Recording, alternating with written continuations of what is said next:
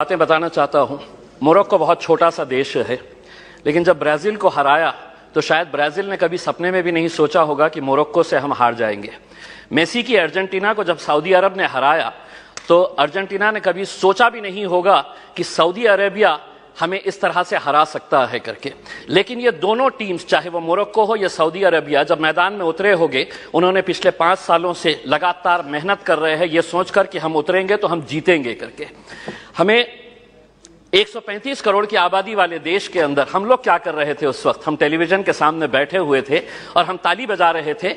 खिलाड़ी कोई और था मैदान के अंदर, लेकिन हम खुश हो रहे थे कि देखिए कितना अच्छा गेम हो रहा है करके। उसमें हमें अफसोस इस बात का होना चाहिए कि 135 करोड़ की आबादी वाले देश के अंदर हमने 11 फुटबॉल खिलाड़ियों को तैयार नहीं किया।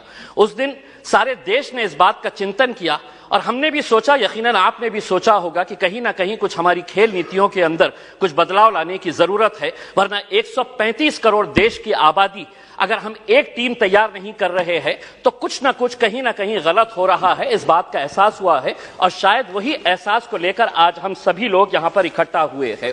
मंत्री जी, मैं आपसे पूछना चाहता हूं, यूएस और चाइना ऐसा क्या कर रहा है कि उनके खिलाड़ी मैदान के अंदर उतरते हैं? कोई भी इंटरनेशनल इवेंट जब ऑर्गेनाइज होता है तो उनके खिलाड़ी गोल्ड ऐसे ही हंसते हंसते लेकर चले जाते हैं। हम एक गोल्ड अगर लेके आ जाते हैं तो पूरा देश सेलिब्रेट करता है, बल्कि प्राइम मिनिस्टर ले लीजिएगा, पूरे मिनिस्टर्स ले लीजिएगा, पूरे चीफ मिनिस्टर्स उसका जश्न मनाते हैं। जबकि हमारे पास पोटेंशियल इससे ज्यादा है। कहीं ना कहीं हम कुछ ऐसा नहीं कर पा रहे हैं वो कर रहे हैं करके। वो क्या कर रहे हैं? तो वो बचपन से ही अपने खिलाड़ियों को आइडेंटिफाई कर रहे हैं, कौन हमारा खिलाड़ी कौन से खेल के अंदर है, और उसके बाद पूरी जिम्मेदारी उनके स्पोर्ट्स एसोसिएशन, फेडरेशन और वहां की सरकार उठा रही है।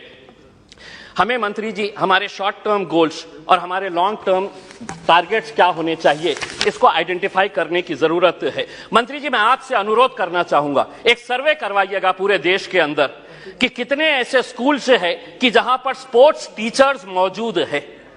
पूरे देश के अंदर, चाहे वो प्राइवेट स्कूल्स हो या गवर्नमेंट स्कूल्स है, स्पोर्ट्स टीचर्स कितने स्कूल्स के अंदर है। एक सर्वे करवाइएगा कि कितने स्कूल्स के अंदर प्लेग्राउंड्स मौजूद है। एक सर्वे करवाइएगा कि अगर ग्राउंड मौजूद है तो स्कूल के अंदर क्या एक फुटबॉल है, एक क्रिकेट का किट है, एक रेसलिंग का मैट है, क्या वहां पर बास्केटबॉल के लिए कोई सुविधा है। एक सर्वे करवा लीजिएगा पूरे देश के प्राइवेट, और तब आपको पता चलेगा कि हम लोग अगर खेलों के अंदर पीछे है तो इसकी वजह क्या है। अध्यक्ष महोदय, मैं आपसे के जरिए मंत्री जी से यह अनुरोध करना चाहूंगा, 75 साल देश के आजादी के हो गए हैं, हम वैसे भी करोड़ों रुपया ऐसे वैसे कामों के ऊपर खर्च कर रहे हैं। मंत्री जी ये जिम्मा उठाइएगा कि 75 साल देश की आजादी के मौके के ऊपर हम हर स्कूल को एक स्पोर्ट्स किट प्रोवाइड करेंगे, जिसके अंदर एक फुटबॉल रहेगा, एक रेसलिंग का मैट रहेगा, एक बैडमिंटन के लिए, वॉलीबॉल के लिए जो नेट लगता है वो रहेगा। अध्यक्ष महोदय, एक मिनट, मैं सिर्फ सुझाव दे रहा हूं, और उसके ऊपर लिखिएगा कि अगर खेलेगा इंडिया तो जीतेगा इंडिया। उसके ऊपर आपकी तस्वीर लगाइए, आदरणीय पंत प्रधान जी की तस्वीर लगाइए, और एक 75 साल का तोहफा बोल के देश के तमाम स्कूल्स को आप ये दीजिएगा। हर राज्य के अंदर 4 कम से कम स्पोर्ट्स यूनिवर्सिटीज होनी चाहिए। मेरे शहर के अंदर थी, पूना वालों ने उठाकर उसे पूना लेकर चले गए। हम जमीन ढूंढते रह गए और उन्होंने कहा कि नहीं, हम पूना लेकर चले जाएंगे। 4 स्पोर्ट्स यूनिवर्सिटी, जिसका फोकस एरिया यही होना चाहिए, sports education, sports management, sports science, sports research और स्पोर्ट्स न्यूट्रिशन।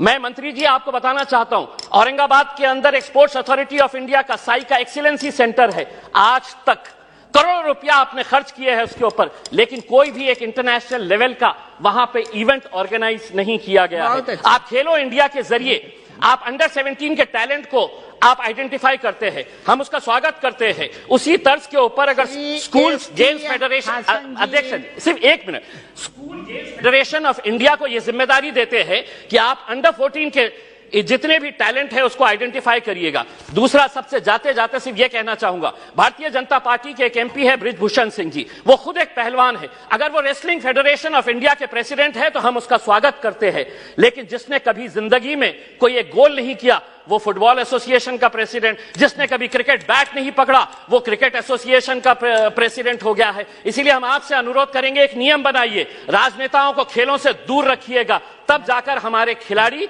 दुनिया के ऊपर राज करेंगे। बहुत बहुत धन्यवाद। श्री एस.सी. हासन जी।